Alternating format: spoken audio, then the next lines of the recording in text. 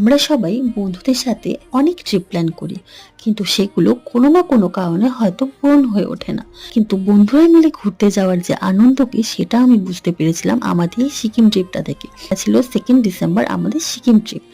খুব ডিটেলসে ভিডিও হয়তো বানাতে পারিনি, কিন্তু যেটুকু আছে সেগুলোই থেকে যাক আমার ইউটিউবে স্মৃতি হয়ে। 2nd ডিসেম্বর সকাল সকাল আমরা সবাই শিলিগুড়ি পৌঁছে ব্রেকফাস্ট করে সেখান থেকে গাড়ি বুক করে রওনা দিলাম গ্যাংটকের উদ্দেশ্যে।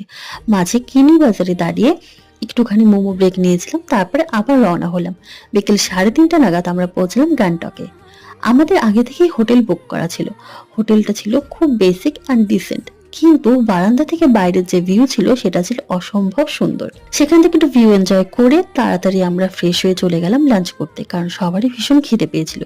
লাঞ্চে ছিল ডাল, পাঁপড় ভাজা, আলু ভাজা আর তার সাথে একটা নিরামিষ আলু ফুলকপির তরকারি।